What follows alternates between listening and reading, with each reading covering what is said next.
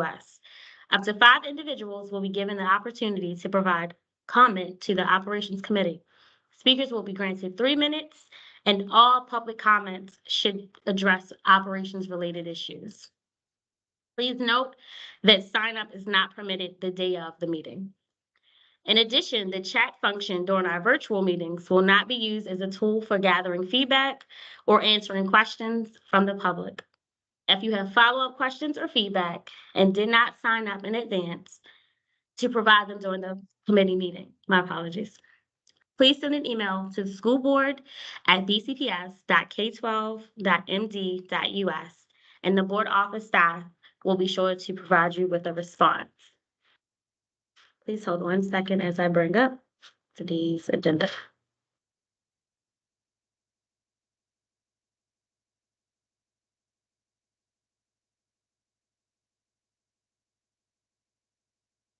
Team, I'm having trouble getting into board docs. Can someone assist me?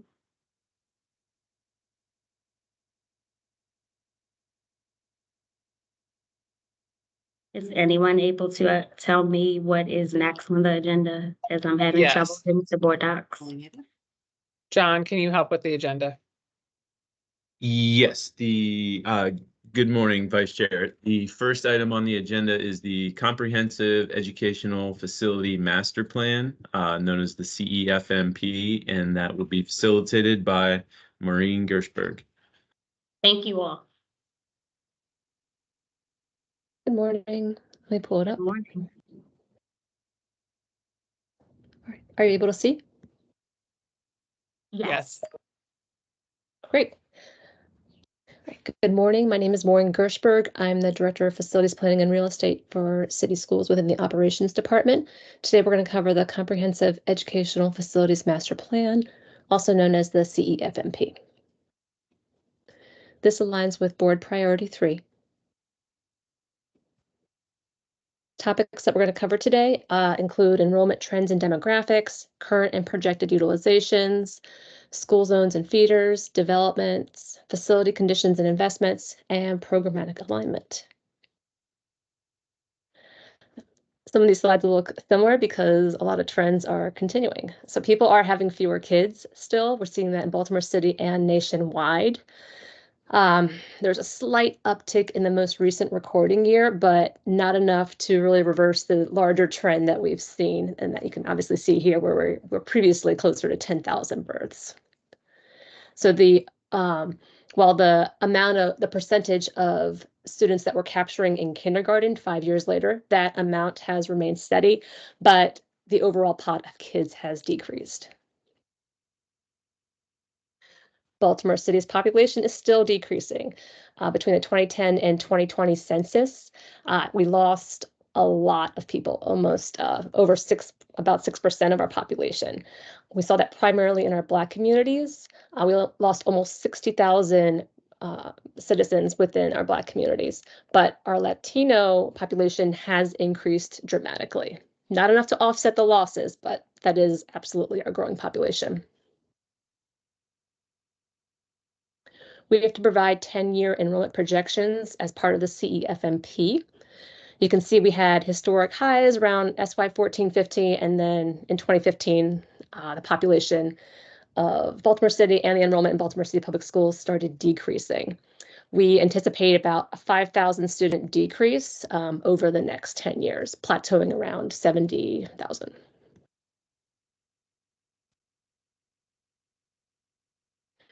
Here's a map so you can kind of see geographically where those losses have been occurring and where the gains have been occurring. West Baltimore has seen a lot of loss.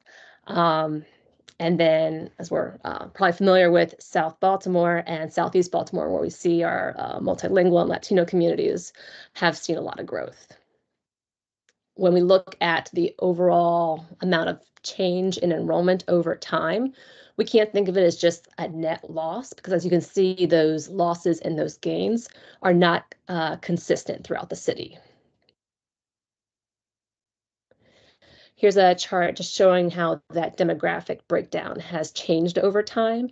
Keep in mind, this is percentage, so the total quantity of students has actually dropped over 9,000 students. in the past 9 years or so. But you see that yellow has increased dramatically from 8% in SY 15-16 up to 19% in SY 23-24. And that's our Latino population versus our Black population, which was previously at 82%, has decreased to 71%.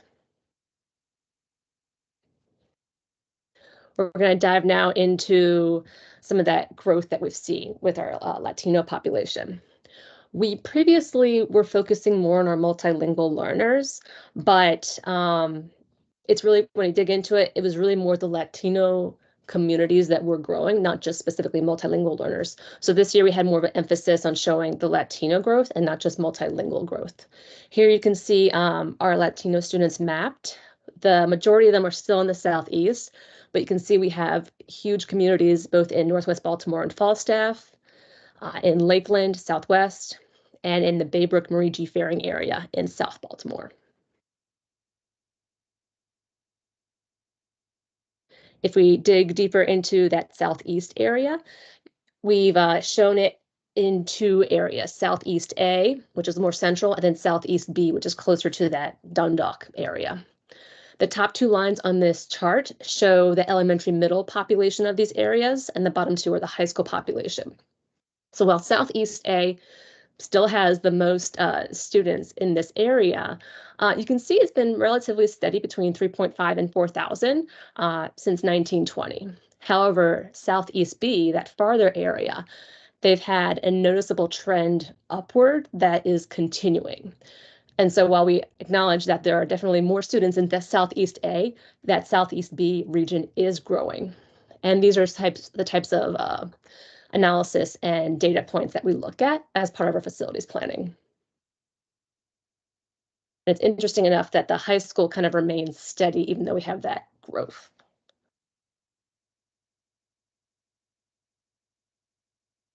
We have surplused 2.7 million square feet since the beginning of the 21st Century Buildings Program. The funding for the 21st Century Buildings Program was one of the things that we had to commit to was surplusing 26 buildings. And so we've made a lot of headway on that. We have 3 buildings left that are called out here in, you can see the orange dots, and those are the remaining buildings on Exhibit 6, which was associated with that 21st Century MOU. We are currently using those 3 buildings for swing. So here's a slide just summarizing where we are with our major projects and swing space needs. The bottom 3 schools are staying on site. They don't require swing space, but Furley and Vanguard, they are in the Thurgood Marshall building right now. That's a building we're planning on surplusing. Commodore John Rogers is in the Southeast building. That's a building we're planning on surplusing. Frederick Douglass and then Western and then Poly are planned to occupy the Northwestern building. And once they're all done using it, we will then surplus that building. City College right now is slated to go to the University of Baltimore, and I'm going to hand it over to Allison now to talk a little bit about that. Hello. I'm here. I wanted to give a little update. We realized that I'm Allison Perkins Cohen, Chief of Staff for City Schools. I realized that we haven't spoken in a little bit about swing space plan. So we wanted to give a little update on the swing space plan. And in fact, I think John is going to share his screen with some slides that gives a little bit more of an update on the swing space plan, because we just, in preparing for this, we realized we hadn't done that yet. As part of the CEFMP, the plan to swing to Baltimore City College will be part of that plan because it's a change in location. It's not a city schools building, so it requires a board vote. But we realized that this was an opportunity to just give an overall update on the swing space plan. Hopefully it's coming up. But generally, first I'm going to start with an update on Douglass, Poly, and Western, because again, we haven't spoken about it in a while, but we've been able to really, the swing space situation for all 4 of the the high schools that are swinging is much better than we had originally planned. It is challenging for a school system to have 4 schools, 4 large high schools that are swinging all very close to each other and finding a place to put them. So we've been working really hard to try to figure out how to make it minimize the disruption for schools as much as possible and have that plan be more, have spaces that are better for our young people. And I think we're in a much better place than we originally were. Next slide. Excuse me, Allison, you're my big screen. I have a small screen with the actual slides. I'm not sure if that was intentional. Shouldn't be. Thank you for telling me. I can't see what you see. Okay, there we go. Is that better? Oh, thank Yes. you, Vice Chair. Okay, so next slide. So we're just gonna, I think I can go through these fairly quickly because Maureen just went through it, but just wanted to remind everybody of the plan. So of how these buildings are moving. So because of the way the construction schedules played out for Douglas and Western and Poly, we're able to swing all three of those schools through the Northwestern building. That was not the original plan. Those three schools were going to be in three different buildings, two of which were middle school buildings, which don't work nearly as well for a high school. But because just the way the construction schedule laid out, as well as the fact that the plan now for Western and Poly is to swing to do that building, they're a shared campus, to do it in halves, so that one swings out while the other, that side of the building is done, and then the other. So I'm just going to walk you through that quickly. So Douglas first will swing in the fall to the Northwestern building, and they will be there in this coming school year 24-25 and 25-26, and able to return to their modernized Frederick Douglass building in 26-27. That's a rendering of the current rendering of what the modernized Frederick Douglass building will look like. Next slide. Then immediately following them, Western then will swing out of their side of the Poly Western building and into Northwestern building. They will be there also just for 2 years. And so this is a big improvement too. Initially, we thought that these larger high schools, Northwestern and Western and Poly, would have to be out of their schools for 3 years or possibly 4 under a different scenario, which is, again, a lot of time out of a high schooler's time in school. So we were really trying to minimize that. And so by doing this swapping out of one at a time, each Western and Poly only have to be out for 2 years. So Western will swing to the Northwestern building first from 26-27 and 27-28. And then in 28-29, they will return to their modernized side of the building. Next slide. Then immediately following that, 28-29 and 29-30, Poly will swing out to the Northwestern building, and then they will return to their modernized side of the building in school year 30-31. In order to do this sequence, it is a little more complicated on construction. It would be easier on our contractors, certainly, to have both students out, both sides of the school out at the same time, but it's not easier on students and is more disruptive to their education. And so we'll have to do things like HVACs work in the winter, in the summer, and then on evenings and weekends in order to make this work. But we think it's very workable, and it was a much better situation for students. So next slide. So this means that all three of those schools can go to the Northwestern building, which, again, this is a comprehensive high school space. So it means that there's science labs. It means that we have fields that they can use. It means that there's a pool, cafeteria that's made for high school students, a library. So all these amenities that were not the case in the middle schools in Chinquapin and Garrison. Those were middle schools, so they weren't going to have those types of amenities for high school. So that's a great improvement. Next slide. So here's just a list of some of the things that we're planning to improve to Northwestern. There is a fair bit of improvement we need to make to Northwestern. There is a fair bit of expense in readying swing spaces for these schools. But one big benefit of this too is that instead of spreading our investment out across originally 4 buildings, so the 3 for Frederick Douglass, Poly, and Western, and the building for a city, we're now spreading it across 2 buildings. So that reduces our cost. But still, there's a lot we have to do to this building and to UB to make them work. So there's the There's things like AC. This building does not have air conditioning, so we have to air condition it.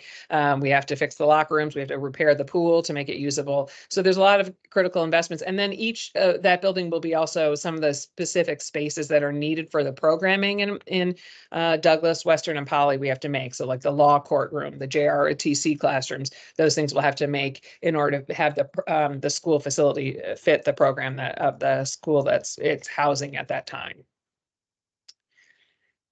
Next slide.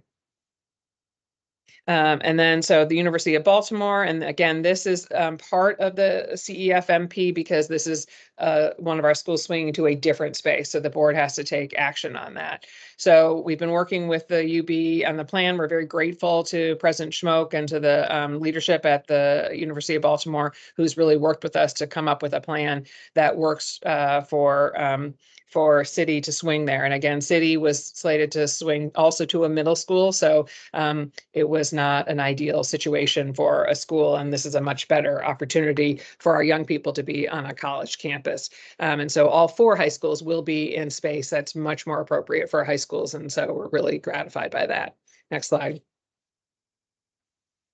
So the plan for City is that they will start in the City College building and then in the year 25-26. So that's a year behind where we originally were, though I think we've updated the board on that, but 25-26 they'll move into the UB. They will be there in through 25-26 and then 26-27 and 27-28. So it's actually 3 years that they will be at the UB, and then they will return to the castle once it's Castle on the Hill once it's renovated in school year 28-29.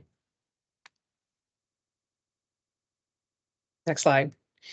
So some of the amenities that this is a collegiate space. So they will have the kind of lecture halls that you see in colleges in some of those classrooms. They will have access to a collegiate library, so they'll be able to use that. They have it's a collegiate gym, so it's a real a full-size gym. The one at Thurgood Marshall was a middle school gym, so it wasn't really going to work very well. There also are the City College is already working with the UB on their early college initiatives program to try to create relationships between the school and the college for early college access for young people. And the lease details just are that we will rent the space for $1 a year. The utilities, the water, City College will pay for the increased usage amount for the water, and similarly for utilities for the business center will be in 2 buildings, the business center and the academic center. For the business center, we will not be charged for the utilities there, but for the academic center will pay for the usage of any additional usage on a square footage basis, our proportional share of that space. And then UB will be responsible for maintenance with the exception of the everyday wear and tear from the school using the space.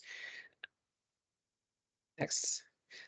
These are some of the construction needs at the UB that also needs some construction. So there are about 40 classrooms there already that can be used, but City College needs a total of 70. So there will be additional 30 classrooms that need to be built that include science labs and art classrooms and then some general classrooms. We have to build a kitchen there. There is a space for students to eat, but there is no kitchen, so we need to build that. We'll have to add some security cameras and key card access points, Wi-Fi, and then lighting and HVAC so that the HVAC works in those now new 30 classrooms that we're building. So that's it for that portion. I want to pause there before we go on to answer any questions. The funding for both the renovations for the Northwestern building and for the UB is part of the supplemental appropriation moved over into the capital funds. And it's the same pot that will close any remaining gap that we have in the construction program for those high schools and swing space. So we are going to try to minimize the cost of swing space as much as we can for those 2 properties, but there are investments we need to make to both Northwestern and to the UB in order to house these facilities. Respectfully, Allison, I would ask that you all complete your presentation by the allotted time so that we can move forward with Q&A. Yeah. Yes. So turn it back to Maureen.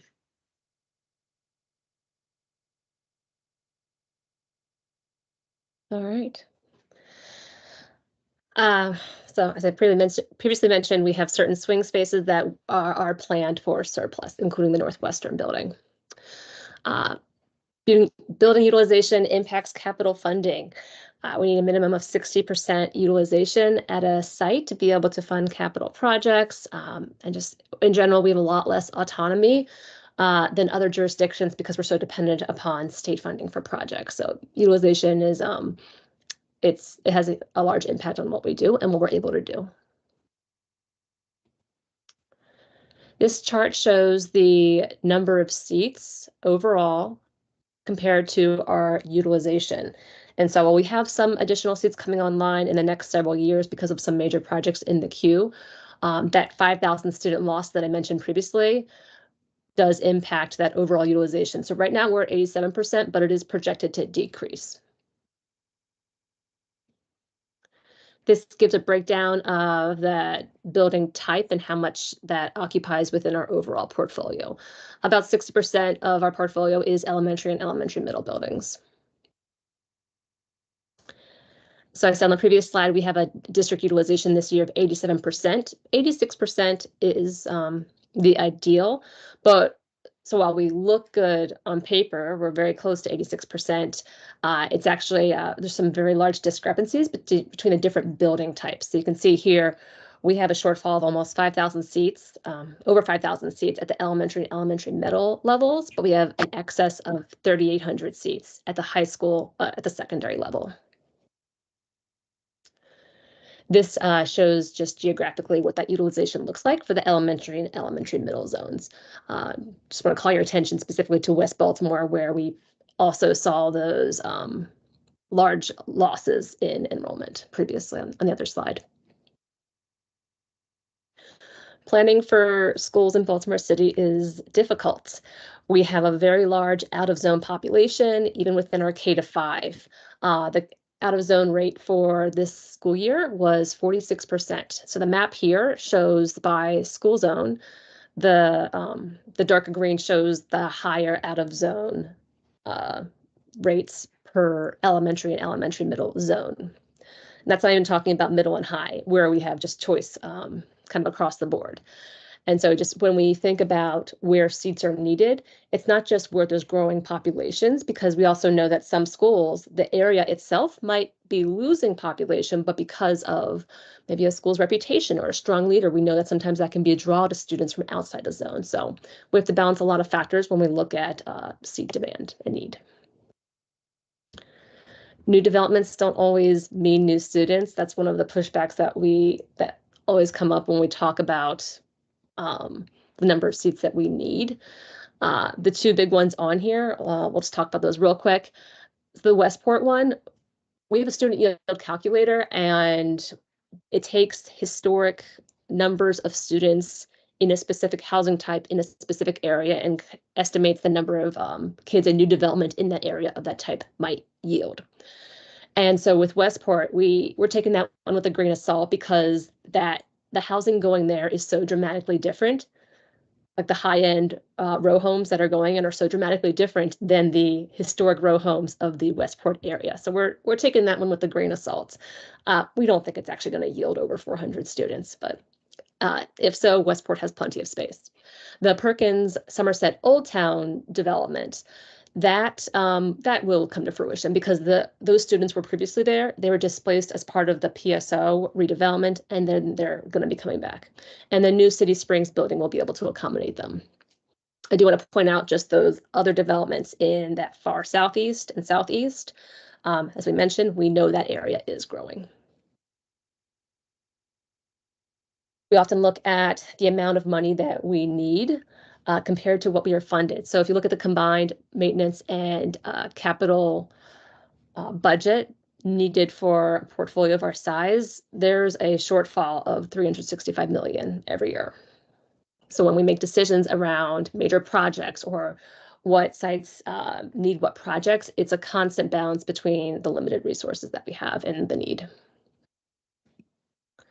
This is a summary of the capital funding pots of money that we have. And actually, I'll go into greater detail with this in, I think, a couple of weeks with the CIP presentation. But we have annual funds, we have limited funds, and then we have one-time funds. We are making great strides in getting more students in renovated buildings. And by the end of the high school plan, we should have almost 50% of our students in new or renovated buildings. A lot of the data that we've shown in the analysis, we're not just taking a snapshot of that and putting it in a document and submitting it to the state once a year. We use that data and those that analysis year round to help make district decisions. An example of that is the map you see here that we created to help support ONI as part of the annual review this year and the merger of BDJ and Augusta Fells.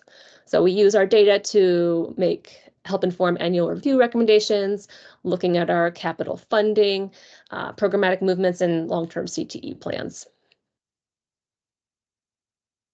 So again, to summarize, it's not just a snapshot document. It is an ongoing process where we're constantly looking at data and making sure that we're applying lessons learned and any new information and trends to upcoming decisions. And before I wrap it up, I just want to put in a plug for our dashboards. We have 7 interactive maps along with PDFs of the past CEFMP available at this site here. You can also access it through the City Schools website if you do a search for buildings and then scroll about halfway down the page. And so here you can see the school demographics dashboard. You pick the school in the upper right-hand corner and you can get a breakdown of the school.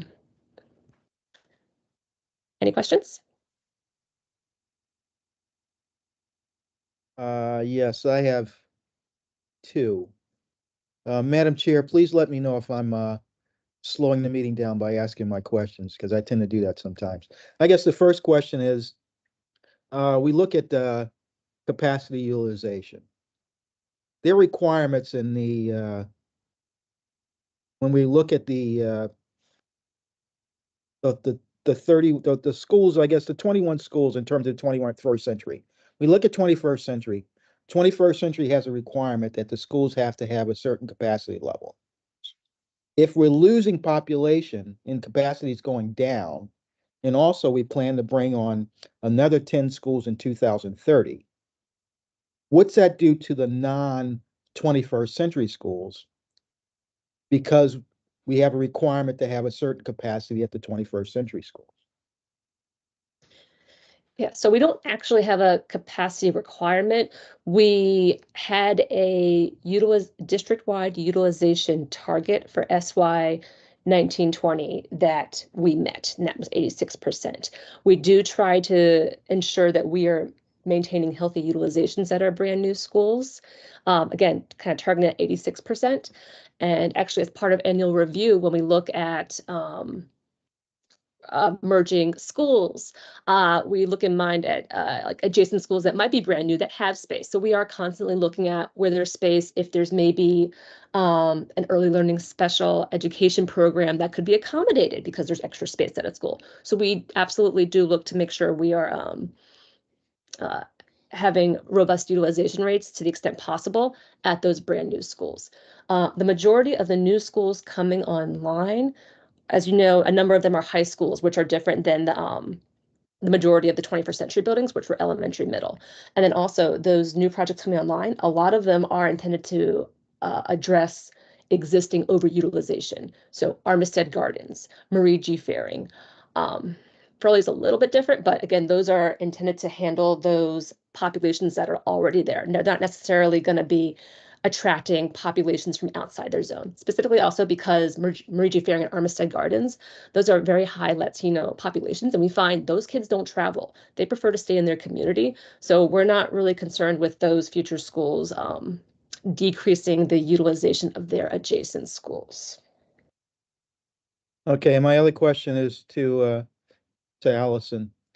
We talked about this in, I guess, a committee meeting, not a committee meeting, but executive session about 3 months ago about the whole idea of equity and fairness. Sometimes people get those mixed up, and I do too. I guess if I'm a kid coming to City College, why would I not want to go to City College as a freshman next year saying, I'm going to get the benefit of being at University of Baltimore. I'm going to get the benefit of the Lyric. I'm going to get the benefit of the early college initiatives. So what can we, what can and are we doing for Douglas, Poly, Western, at Northwestern to make the kids saying, hey, I feel comfortable here as much as my buddies do over at University of Baltimore. Yeah. So I think one of the things we did was make sure that, and really tried to work on the process to make sure that we could have all three of those schools swing through Northwestern. Northwestern is a comprehensive high school. It served as a high school for Baltimore City for many, many years. It has all the amenities of a comprehensive high school. It is sized to fit all three of those schools. It's actually a little bit large for Douglas. It's the right size for Poly. So it fits all three of those schools, again, to have a pool. So it has some of the things that there are other things we have to work out for the UB. We don't have field space, so we're going to have to figure out how to get field space for City because there's no field space there. There's no pool there. City has not had a pool because their home pool doesn't work either. So they have an existing relationship. We'll have to get students over to the pool. So there's trade-offs in both these situations. It is hard to keep high schools whole when you have to, you can't renovate a comprehensive high school when students are in there. So you do have to move students, and finding space appropriate for all high schools to move at the same time is a challenge. But one, for Northwestern, will be building the CTE spaces that they need. So the specific things that they need, the aerospace, their aeronautics lab, I think that's what it's called. Cindy, tell me if I have it wrong. For Poly will be built. The law classes that Douglas needs for their program will be built there. So you're starting with a comprehensive high school that has everything that a comprehensive high school should, like the school they're coming from, and then you're adding the programming that's specific to each of those programs, Poly, Western, and Douglas, so that they won't feel as much disruption. You can't eliminate disruption in a construction program. You just can't. But what we always try, one of our values we try to, is minimizing disruption as much as possible. And I think this plan for all four of these high schools does the best job of that. I would also say that, yeah, City will be at the UB, but they'll be there for 3 years. Douglas, Poly, and Western will only be out of their home building for 2 years because the way we constructed it. So that's a benefit for them too, that they'll only be at the swing space for 2 years, and then they'll be back at their new renovated space more quickly. So I should be okay if I'm a student, knowing that I'm going to get the services and they're going to be fair across the board.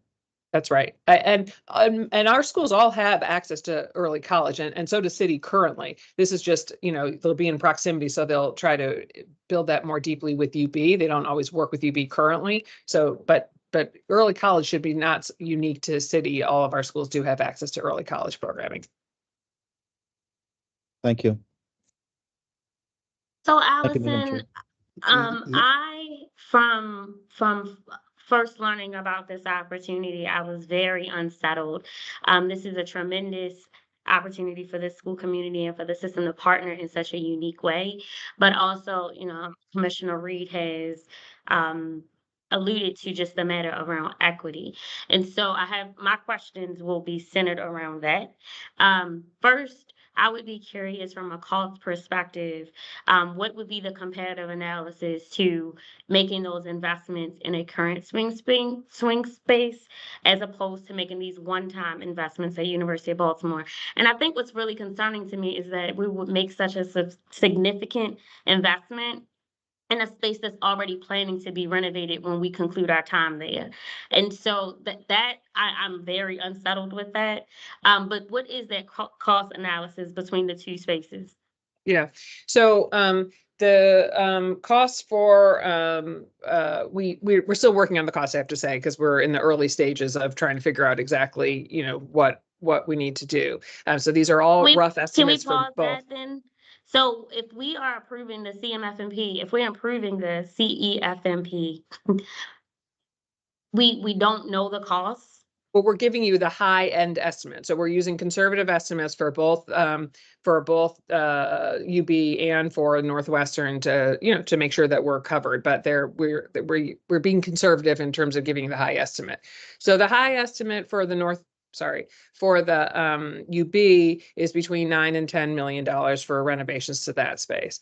The high estimate, or this is probably not the full, because the challenge with Northwestern is we don't know exactly yet. We design the swing space for the recipient of that swing space. So what we're doing for Douglas will need to be changed a little bit when Western swings in, and will need to be changed a little bit when Poly swings in. We don't have fleshed out Western and Poly as much on Northwestern, but at this point, our estimate for the Northwestern building is about $25 million. Specifically to the UB space. So if we did renovative work at where city, the alternative was for Oh, city yes. to Thurgood swing Marshall. this.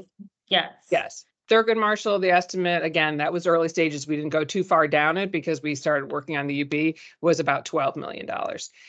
And so both Thurgood Marshall, and so while those investments are going to the UB and then it will remain with the UB, in the case of Thurgood Marshall and Northwestern, Thurgood Marshall for sure was going to be surplus back to the city after city left it. In the case of Northwestern, I have communicated to the community that if we are fortunate enough to get additional resources to continue improvements to renovations to facilities, if we get more capital dollars to do more schools after the high school plan, which is my deep hope that we will, and we will continue to advocate that because our original 10-year plan was that all schools need to be renovated. So we hope we will.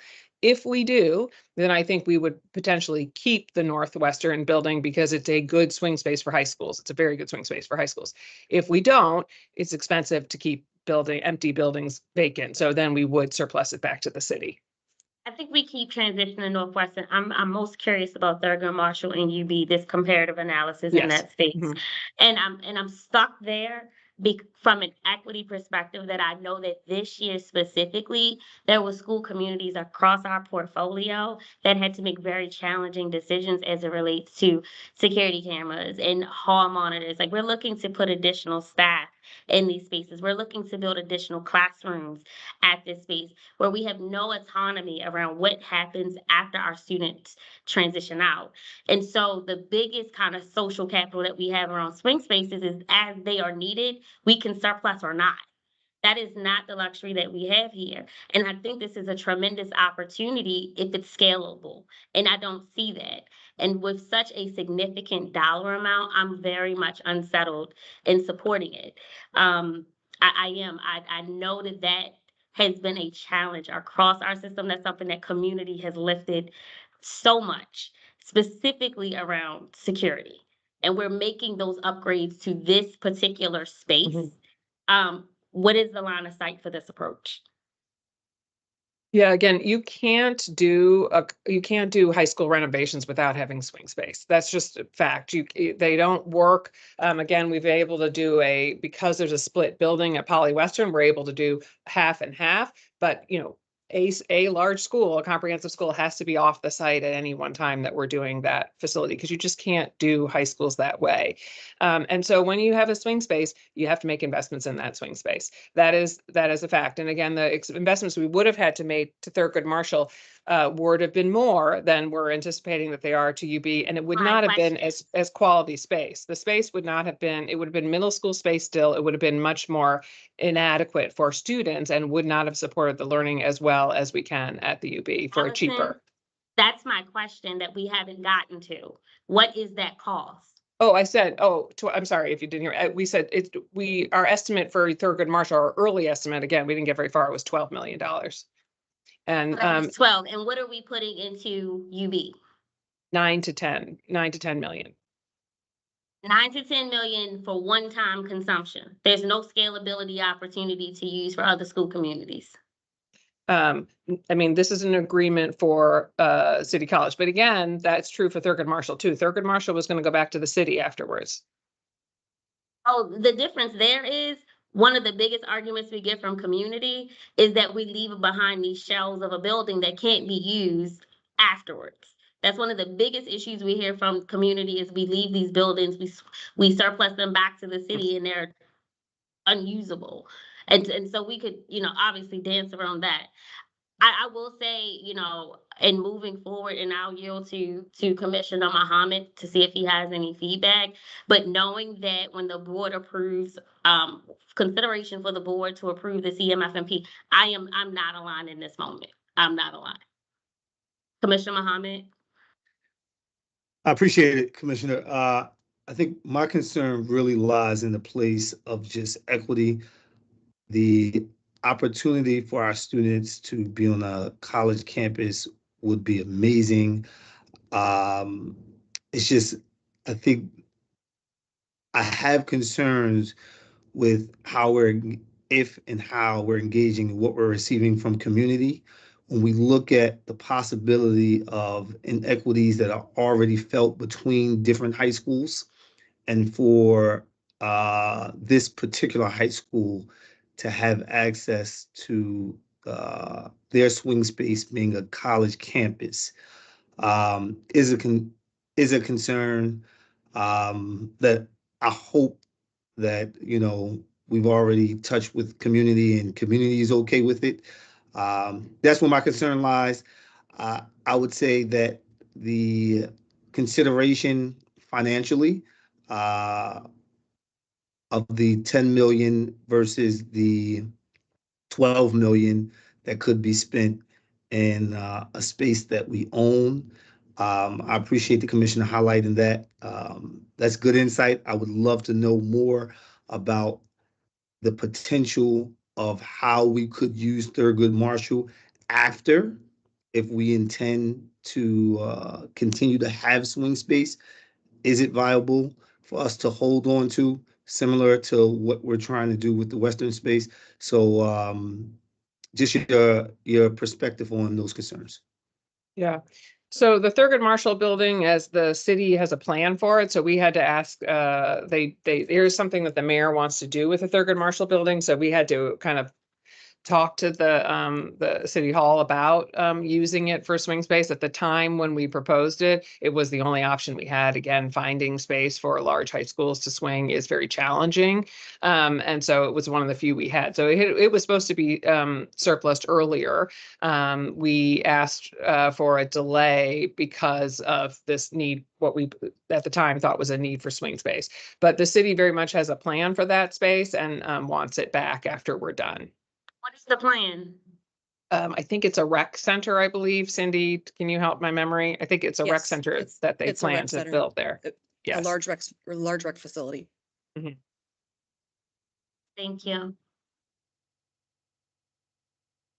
And with regards to the UB, the use of UB and the financial commitment there, and the insight that we've received from community, particularly regarding just inequities around our high schools, and how I think leaning into what Commissioner Reed stated, there are other high schools that don't have access, will not have access to a college campus, just everything that a college campus would give our young people access to. And even though we're going to make an effort to make sure that those things are replicated in our other swing space, have we engaged community in that? Because it really has the opportunity to push into inequities that our high schools may be perceived to have. So we have engaged the communities of the high schools that are swinging in terms of discussions of swing space.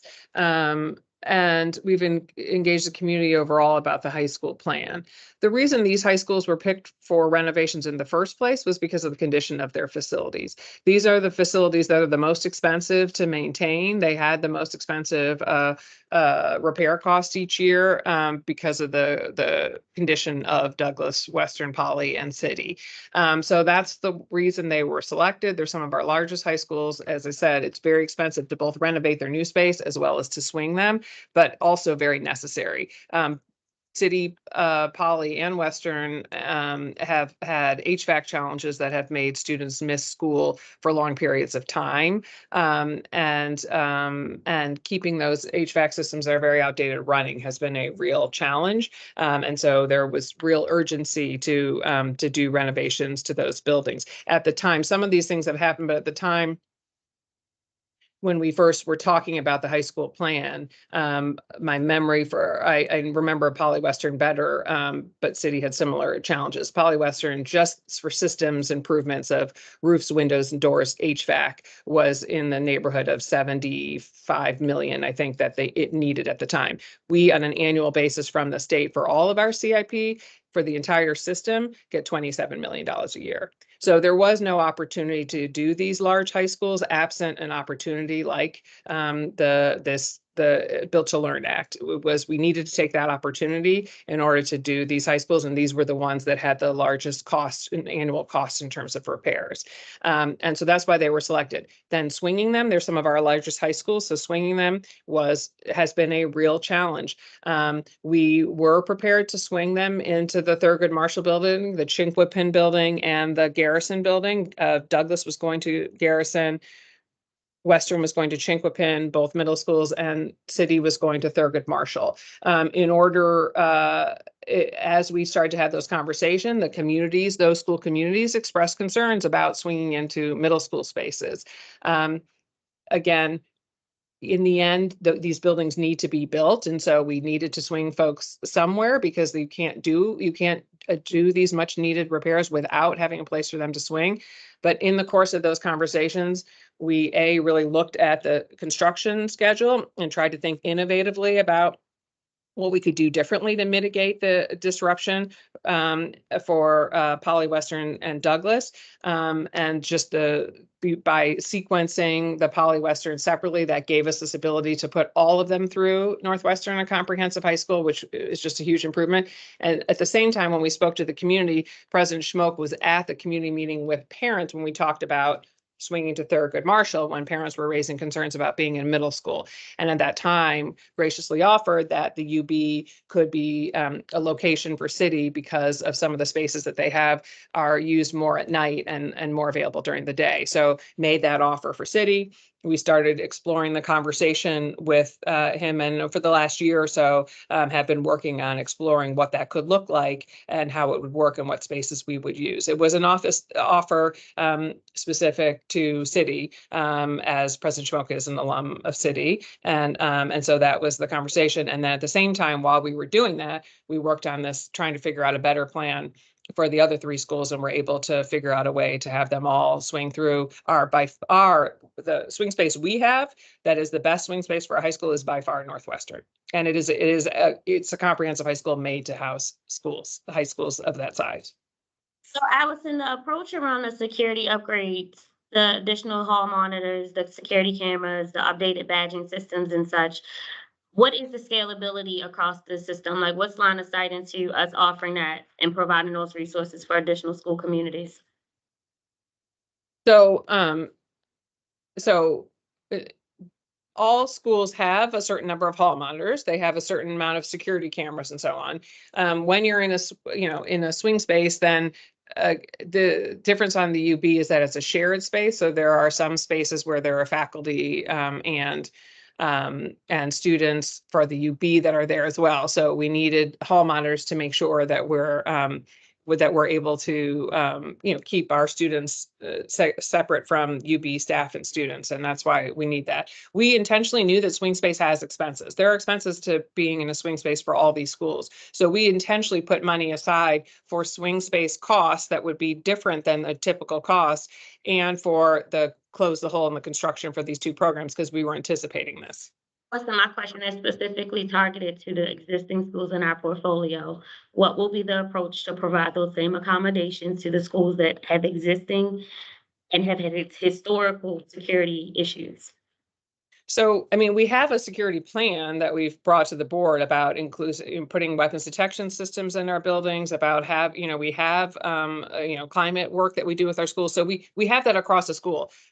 Swinging to a space that's a shared space is different. And so you have to treat it in the way that you would treat something that's different. We do have to put different staffing considerations in place to figure out how to make that work. That's not the same as a school that has its own unique site. Then you're focusing on the perimeter, the security cameras in that site, the entrances. And so those are the things that we focus on for our existing schools and will continue to. So again, I will share, I'm not aligned with this point here. Just doubles down on why I'm not aligned. This is something that school communities have over year have asked for. And that I cannot, in my right conscience, support this for one school community when we've had many school communities asking for these same resources, the same exact things.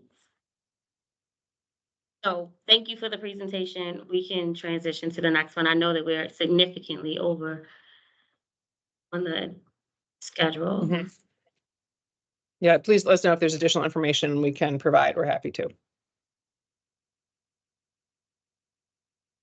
Sorry, Commissioner Reed and Commissioner Mohammed. Can somebody tell me the next agenda item? My apologies. Yes, Madam Vice Chair, the next item is policy FKA waiver for Great Kids Farm annual fundraiser, and that would be facilitated by Greg Gamble. Thank you, Jonathan. Good morning, everyone.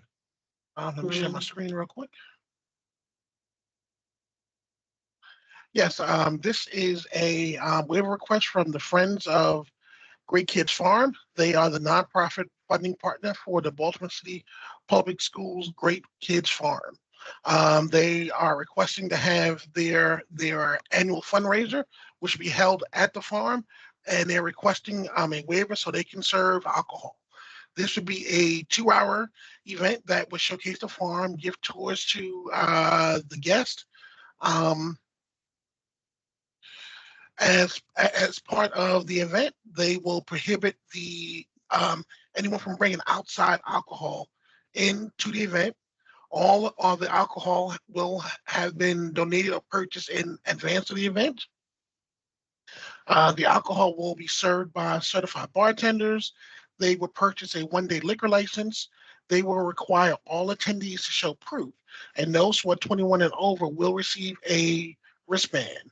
They will have plenty of non-alcoholic options. They will have access to alternative means of transportation for guests to get home, Uber, Lyft, or cabs. And anyone who appears to be intoxicated will not be served. As a part of this event, we will have 2 school police officers on site the entire time for security, and the group will be required to purchase a certificate of liability insurance that will cover the liability for the event. And does anyone have any questions? Thank you so much, Greg. Just as a matter of record, is that a $1 million certificate of insurance? Yes. Yep. Okay. Commissioner Reed, Commissioner Mohammed, any questions on this item? None here. Thank you. No, none here. Greg, I think that's it. Okay, great. Thank you. My board docs is working good, and thank you all. Thank you, Jonathan. We will now You're welcome. prepare for the employee evaluation update. Good morning. Everybody hear me Morning. okay? Yes. Hi. It is great to see all of you. My name is Jessie Papia. I'm the Director of Employee Effectiveness. And so I'll be providing the update on our evaluations and some of the key priority work this year and how it is setting us up for a really big year in school year 24-25. I apologize for just my clarification. I have my slides ready, and should I drive? Does usually somebody else? My apologies for the technical question. Jesse, you're welcome to drive, or I can do it, whatever is easiest for you. Just let me know. That's great. Thank you.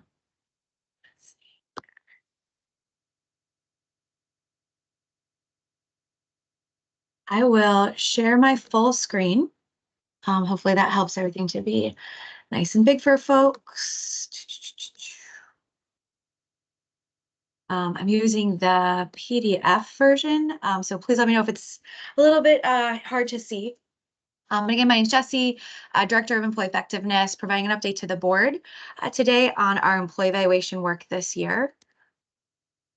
There are three key things that I will be highlighting for our commissioners today and for the Operations Committee.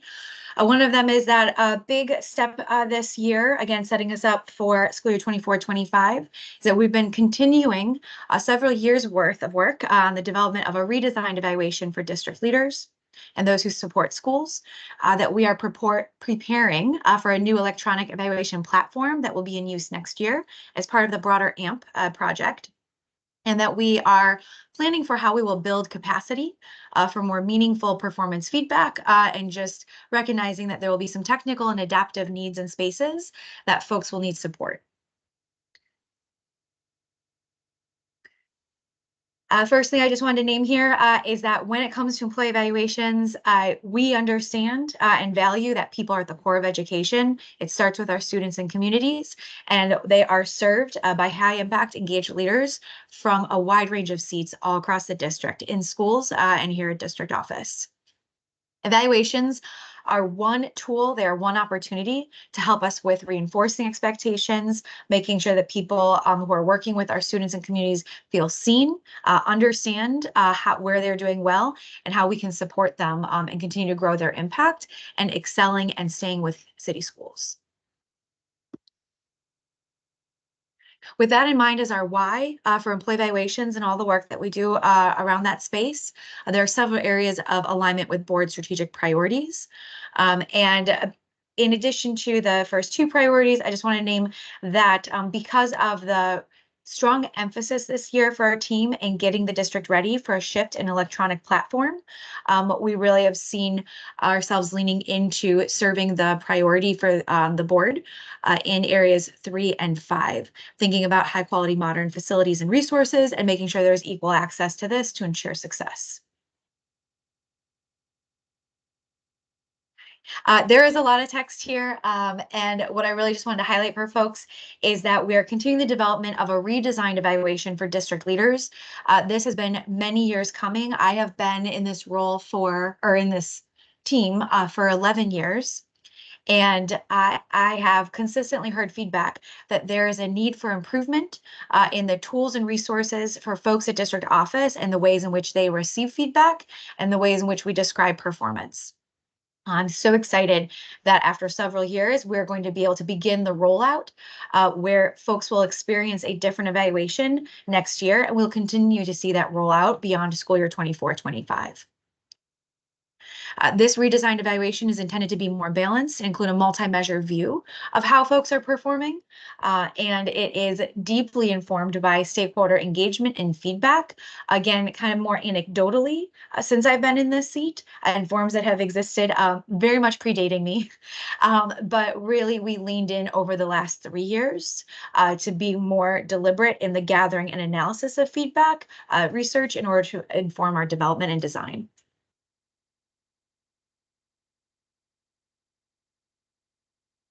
For the evaluations of district leader staff, and again, so often we've really, and understandably so, really leaned into the design, the work, the implementation of teacher and school leader evaluations. We cannot lose sight of the important context and work that occurs at district office and the way in which it establishes the parameters that our schools can thrive in and get the resources and support that they need. Okay, so understanding that importance, we have a lot of, things on our mind as we consider what our desired future state is as we roll out this new evaluation structure. We want this to be more balanced. We want this to have multiple measures, different ways of considering impact and performance. We want to make sure that we are deliberately building in opportunities and structures for more meaningful feedback. We want this to better serve and support employee development in role and into future roles. Understanding that there is a strong value in having alignment across district, school, and classroom evaluations, as we are each, though in different ways, serving our students. And also thinking about other structural things that are in place, including that with GBCA, we're thinking about how we are considering how we are compensating, and there's financial recognition and hopes for retention of high performing staff, and wanting to make sure that that's connected to meaningful measures of performance.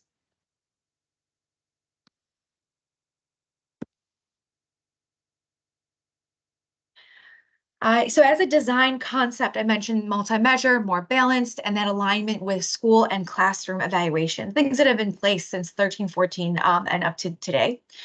And so for our district leaders, what we are seeing is the opportunity for a 360 feedback survey on people leadership.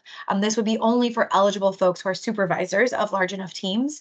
But I'm deeply excited about the ability to have team members provide feedback on their experience of the people leadership of their manager as part of an assessment of and an understanding of that manager's performance. It's a huge opportunity for reflection and a really valuable data source that often goes untapped. We also have a district leadership framework and rubric aligning with 4 tiers, describing evaluation from ineffective to highly effective, and leaning into some of the feedback that we've had from a district office work group and outside research partner.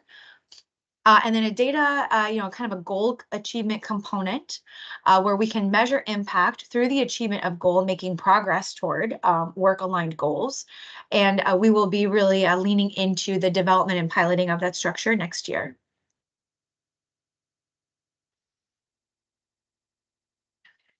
A key takeaway here is just to say, again, we have done this work more formally, grounded in engagement of stakeholders going back to school year 21-22, so over multiple years.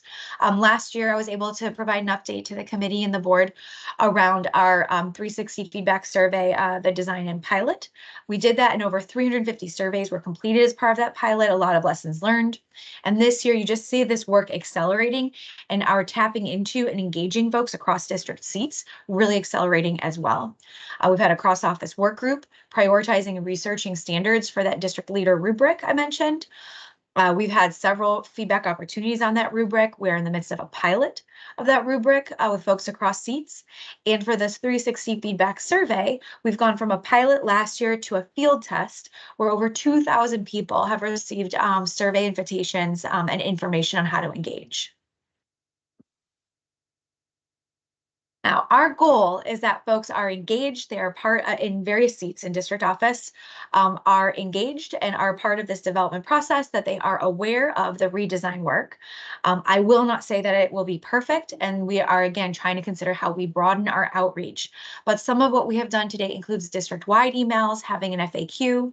In any of our survey field tests, individualized outreach, again, to over 2,000 folks. We've included information about the broader redesign and a link to that FAQ or frequently asked questions resource.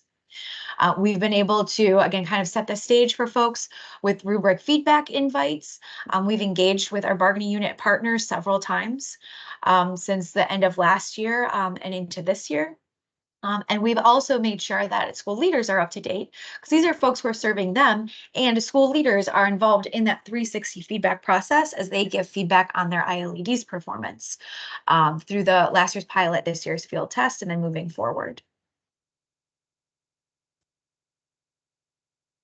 One of the things I'm really excited about is what we're hearing from folks. Again, oftentimes with evaluation, there can be a space of anxiety. Folks hold this very personally and closely because it's an assessment of their work as a professional. And it is a place where they're really hoping to get feedback and support for how they move forward. And so the feedback that we're getting has been letting us know we're heading in the right direction. You see a quote here from one of our work group members as they're reviewing the draft rubric from the external research partner, who kind of like took all this feedback, has given us something to react to. And just again, hearing that this allows for an assessment of impact and overall effective evaluation of their body of work, seeing that there is fairness here and that it's, is able to address areas of performance that may not be seen or valued or spoken to in the current evaluation. The next large body of work we've had, so also impacting folks in school year 24-25, but a lot of groundwork in this year, is the fact that as part of the broader AMP project, there will be a new, more modern electronic evaluation platform for all employee evaluation tasks to be completed. So we're shifting from our current Oracle-based system, often called OPMS, into a new, more modern platform for next year. It will be more efficient, more integrated, and more nimble. And we really have the opportunity for folks to see this investment in resource to make the evaluation steps more efficient so that more time and work is given to the reflection and to the feedback. That is where time should be spent for a manager and for their employee. It should not be on navigating technical systems as much as possible.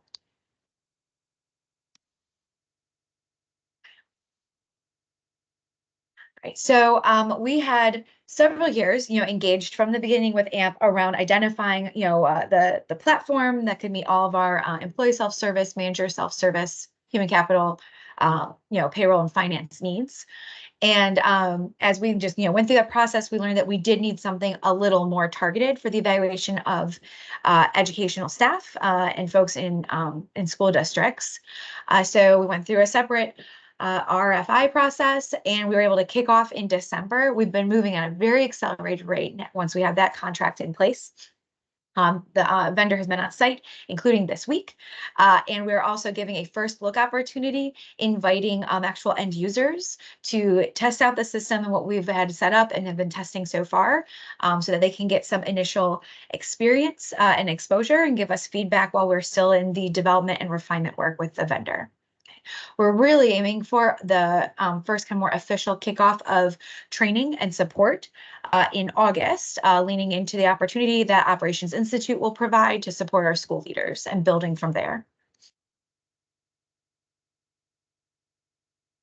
As I alluded to before, but I want to be really explicit, and as part of our goals, we are working so that all employees will continue to have their evaluation tasks completed electronically. That is the case today. It did take us several years to get all of our staff who are eligible for evaluation into OPMS. And we want to make sure we hit the ground running in school year 24-25, that everyone continues to have an electronic evaluation record. It is for the benefit of the district, for their managers, and for the employees themselves, that there's always going to be that record and access. We are working with the vendors so that while we are shifting systems, it is not as though everything is perceived or is experienced as lost from historical evaluation data. So while there is a broader data retention strategy for AMP in general, for the employee evaluations in particular, we're working with our vendor so that some of the more recent annual evaluation records can be moved over and can exist in the new platform for employees and their supervisors to access. We will be doing this in a bit of a phase-in approach, but we really want to make sure that, again, folks are in the new platform, but they can run historical records. They can access their historical annual evaluation reports if they need them for something like certification, for example. We're really excited about being more efficient, fewer clicks, and leveraging some of the more modern functions, which include employees can self-reflect directly in the platform, observers, where right now they are typing till their fingers are nubs on a Word document in various other places, and kind of like things that they have made themselves to make it work. And instead, they can type directly into this platform. They can script. They can tag it to the rubric. It can organize information. And again, we're trying to remove some of the effort and the work that is going into more technical pieces of conducting an evaluation, when we really want people to focus again on gathering evidence, reflection, talking about next steps.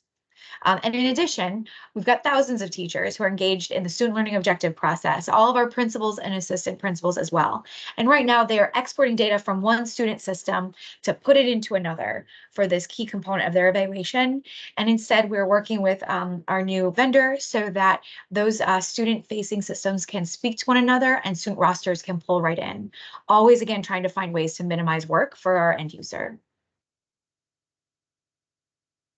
Again, just to get us here quickly, we want to make sure we're building awareness and interest. You see, again, we've been leveraging district-wide platforms for communication. We had a district-wide naming contest. It launched in April. We had over 50 all safe for work naming entries, and we are letting our winner know today that they won. And so we will have that to announce to the field. But again, wanting to have a platform name that is not just the vendor name, not an acronym that may or may not speak to folks, but was something that was created by a City Schools employee for City Schools employees to use and kind of like feel connected to. We have our May 1st look, again, engaging with our bargaining unit partners and finding ways to inform our school leaders and district-wide staff so folks are aware that this is coming. And finally, really kind of connecting to both of those key big bodies of work that I do just want to say are also in addition to ensuring this year's evaluations are implemented and that things are in place, and we continue to ensure that this year's evaluations are conducted and people are getting feedback. So while all of that continues to happen, these were two initiatives on top of that are again really going to help us better meet our why when we think about the way people experience evaluations in school year 24-25. We know that a lot of training needs to be in place to support people for these large shifts. This training exists on a continuum from technical, how do you use a new electronic platform? How do you understand what a new rubric for those who are impacted means and how to use it? What are the deadlines and timelines and some of the more traditional questions that we get each year to support folks through? All the way to being more adaptive, thinking about how can you support your team members and your teams and yourself through some of these changes. Some people will be impacted by more change than others. Wanting to lean into how are we continuing to build muscle for more substantive, actionable feedback. Whether or not we were changing any of our district leader evaluation forms, we were hearing from folks anecdotally and again more formally since 21-22 that the way supervisors think they're giving feedback and the way that their direct reports are receiving the quality of that feedback is sometimes a bit dissonant. And people leaders have said they want more training and support. So there's some things, again, in this more adaptive space that we understand more professional learning needs to be available. This does mean that the type of training and support my team is preparing for ranges from asynchronous self-service modules, likely more in that technical space to meet the need of folks, and then seeing where it may be more of an investment of time and energy, but we understand that going a bit deeper to support more adaptive learning is needed. We're excited to lean into some of the current success that we have had when we think about the way we have invested over the last several years in more high quality experiences for our qualified observers around professional learning and calibration. This is just one example here where, again, we build for our qualified observers from knowing the rubric, collecting evidence, self-assessing, and reflecting on different kinds of bias that research shows can show up for evaluators, aligning evidence, using that to determine a rating, and providing effective feedback. So we have done this with school leaders. We continue to iterate in a continuous calibration professional learning cycle for school leaders. And we're now going to be wrapping some of those good practices into the learning for our district leaders as we roll out this updated evaluation. There are some numbers there for you, but just want to say our Net Promoter Score is very high. When we think about for new qualified observers and for continuing calibration of current observers that we're circling back with. And we want to build again on the good practices for what our district leaders will experience. We're also working with a vendor who's worked across the country with other LEAs and state Department of Education, departments of education to have a reflective practice rubric. This is not to evaluate evaluators, but it is to be a tool for them to self-assess the quality of the feedback and how they're preparing for feedback conversations. We want to have more tools available for folks so that they can better equip themselves to show up, prepare for, and follow through on those conversations with their staff. And to close us out, thank you for your time. Again, it's been a lot of work, really good work that we're really excited about. And it's going to mean a lot of change for folks, and that can be challenging. It's also a step in the right direction in responding to feedback that we have heard.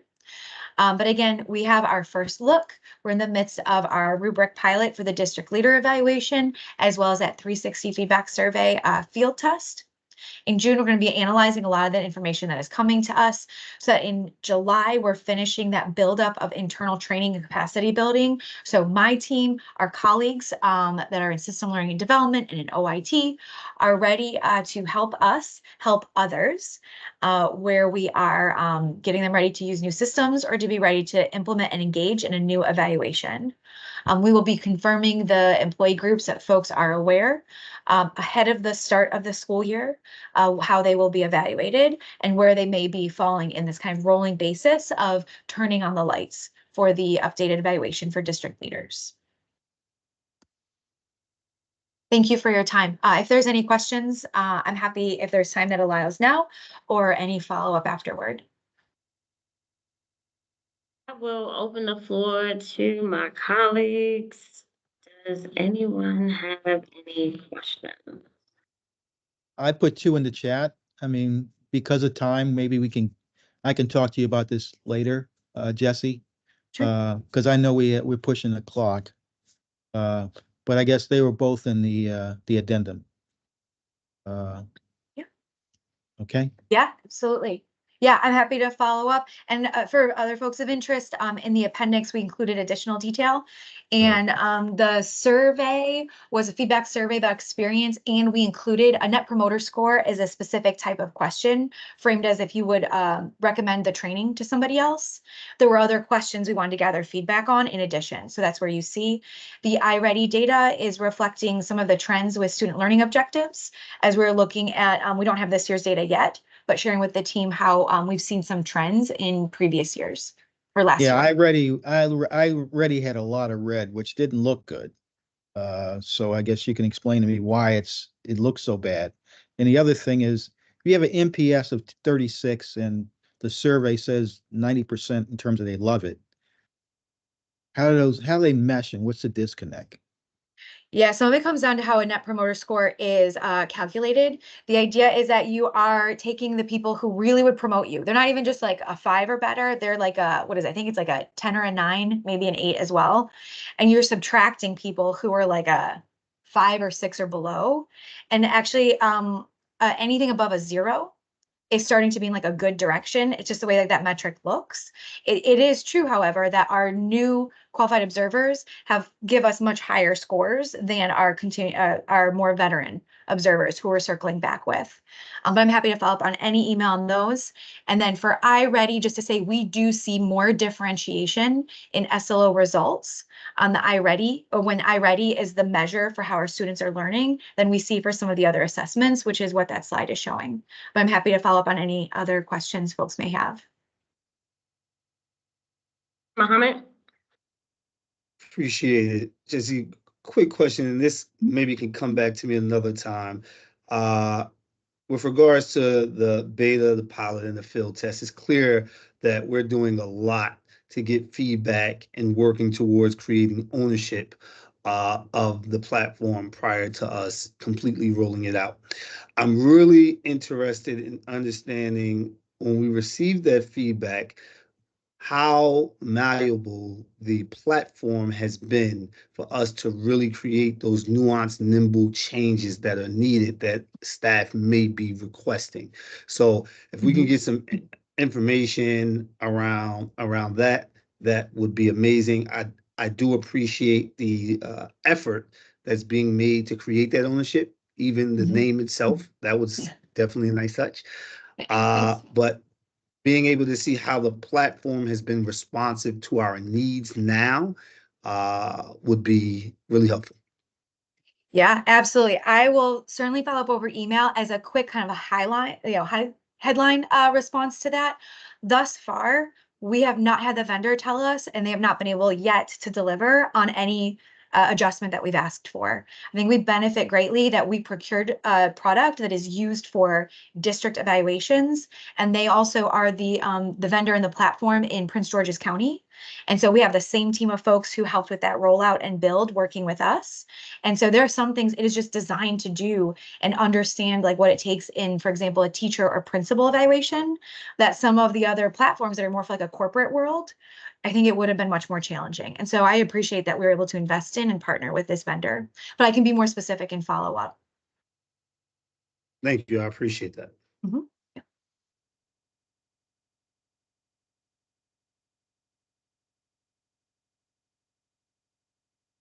You're muted. Muted. Thank you. Thank you so much for the presentation. We have one more presentation, the supplemental appropriation for the ERP implementation and change management. Yes, good afternoon, everyone. This is Mary Ann Cox, the Deputy Chief Financial Officer for City Schools, and I'm going to be presenting information on this supplemental appropriation along with Courtney Desabay, the Executive Director for Financial Systems and Operations in Finance. So I'm going to share my screen, and if everything works. Okay, do you see the screen? That has the agenda item title? Yes. Oh, excellent. Okay, this is a request a request board approval of an FY 2024 supplemental appropriation in the amount of $10 million related to the transfer from general fund assigned fund balance to the capital projects fund for the ERP implementation change management project. So a little background on how this all develops. Please remember that the chief executive officer is the board's designee to place items in the general fund assigned fund balance. She has the authority to do that and may place items there, projects, once they meet certain accounting criteria. They must also meet the certain accounting criteria. But once the items are in the general fund assigned fund balance, it requires board approval to actually use that funding because this will effectively allow one of our funds to increase their appropriation for the year and hence their budget. So that requires board approval. So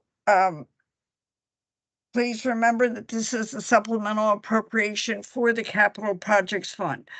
The ERP implementation change management project is considered a capital asset, which will be depreciated per accounting rules over its useful life. So it meets the criteria for a capitalized asset, which means it has useful life greater than 1 year and a per unit cost greater than $5,000 per unit. So this is essentially an accounting mechanism that has been board approved that allows us, the city schools, to increase appropriations while providing the funding to do so for one of our entities. So this request relates to using the balance of $10 million, which was included in the FY 2023 general fund assigned fund balance for this specific project. And then we will utilize this same $10 million over multiple years because remember, it's going to the Capital Projects Fund and they may expend their monies over multiple years because they're generally very large projects. So they have, different rules, whereas the general fund has a 1-year life. So that is the request that we are going to make. And I'm going to go to the next screen that will talk about the programmatic request for the $10 million and how it's split out. And Courtney Desabay will discuss these items. Thank you, Mary Ann. So the items that we've included here, and just to reiterate a little bit of what Mary Ann outlined, we have our ERP, our AMP account set up in the capital account, so it's stretched over multiple years. There are items that when we did the initial draw of about 36 million, we had some items that were implementation costs, some items are, recurring costs, annual fees, etc. So we've always tried as much as possible using that capital account to account for as much of the cost as we can.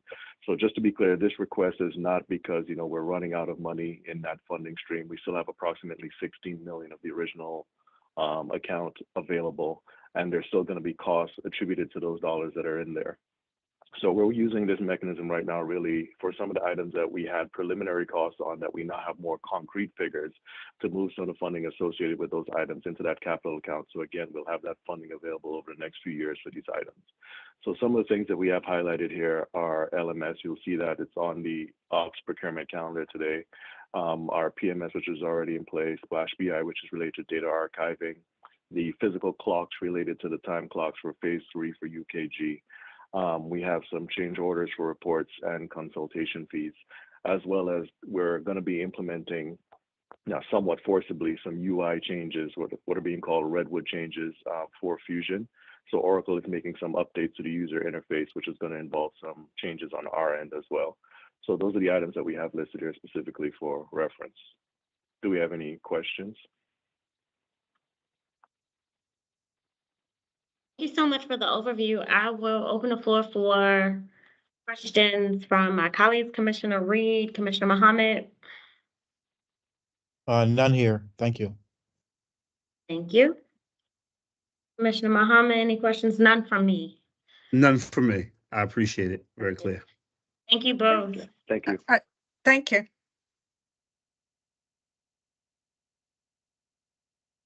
As a matter of record, Dr. Jenkins, is anyone signed up for public comment? We do not have any public comments. Thank you so much. We can transition to procurement.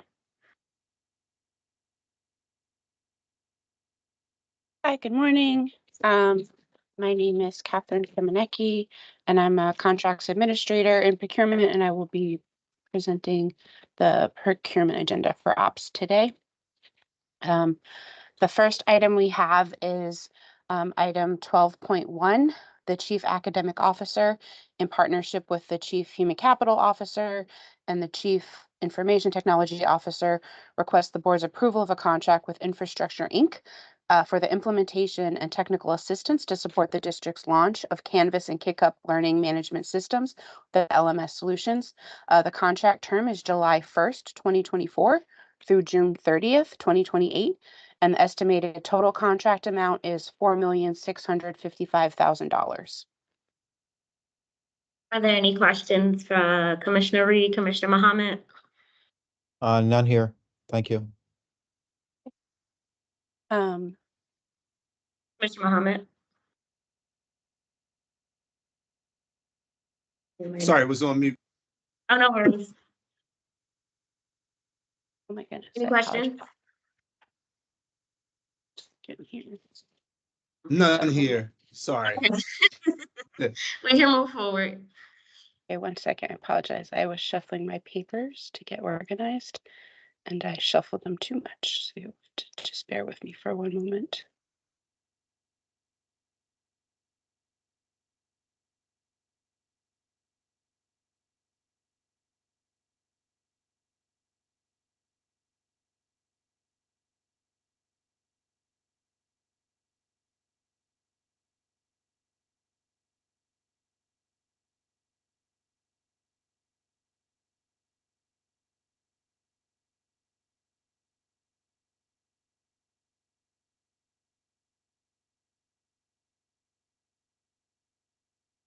I apologize for the holdup.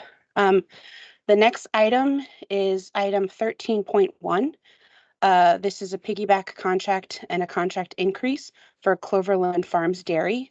The CFO requests the board's approval to increase the contract amount with Cloverland Farms Dairy to provide and deliver pasteurized milk, dairy products, and juices to city schools cafeterias. And this is an increase of the estimated annual amount from $3 million to an increase of $3.8 million, which is an increase of $800,000. And the contract term is July 1, 2021 through June 30th, 2024. And this contract has 2 remaining 1-year renewal options, but you will note that a later item is a shift to a new contract. So we won't be renewing this one, but we are increasing it through the end of this term. Do you not have any questions, Commissioner Mohammed, Commissioner Reed? Yeah, I'd just like to be educated. We have the Cloverland coming up. So we're looking at that now. And then later in the grouping, you have Dairy Maid. When you look at Yes. when you look at Cloverland and Dairy Maid, basically they're roughly like the same type of contract, the same amount in terms of contract. But how do we differentiate or make a distinction? How do we choose to use Dairy Maid, or how do we choose to use Cloverland? Are there cost factors? Are there control factors? What's the distinctions between the two?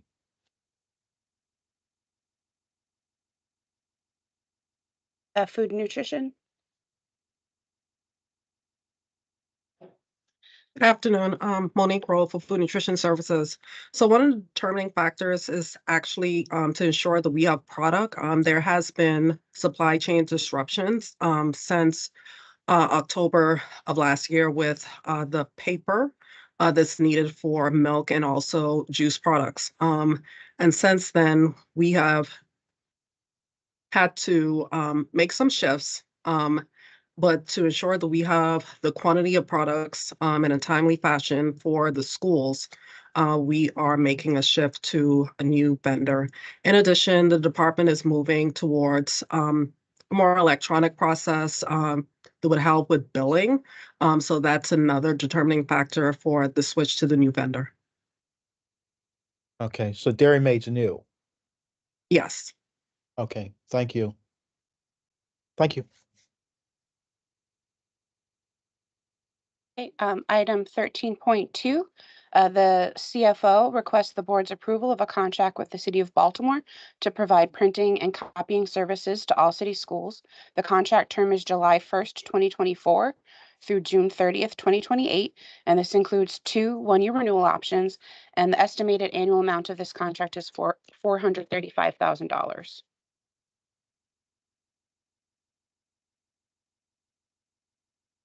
My apologies, I was muted. I do not have any questions. Commissioner Reed, Commissioner Mohammed?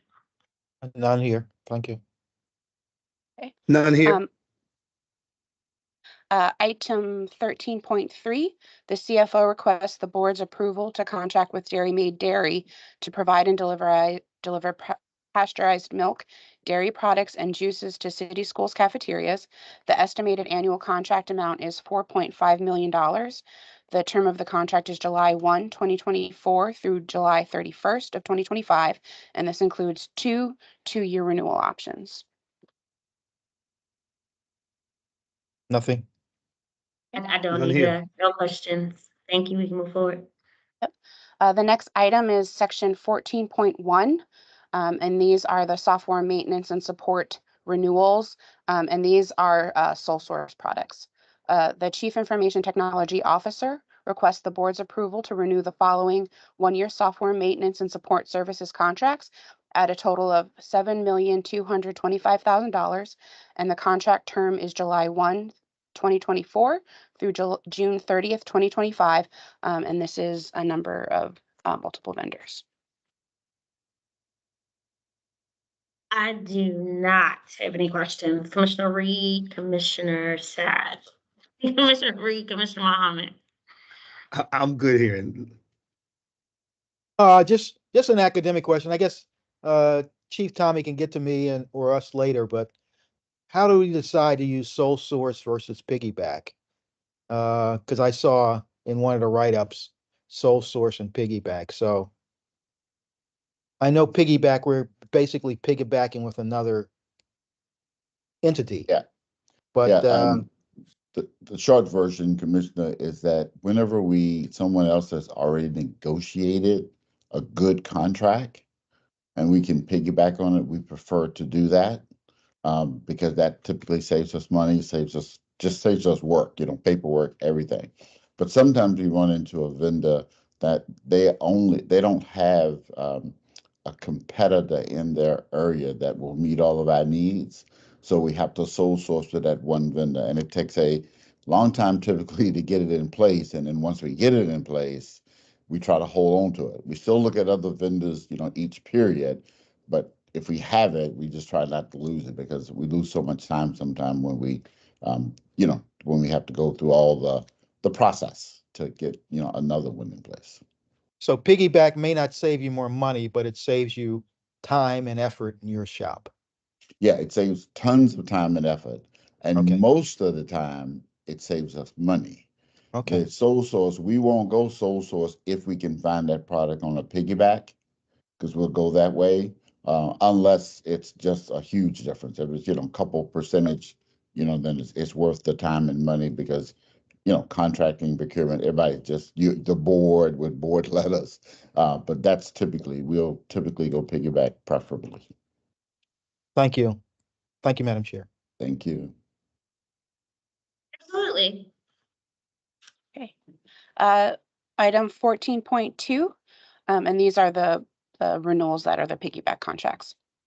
The Chief Information Technology Officer requests the board's approval to renew the following software maintenance and support services piggyback contracts at a total of $2,630,000.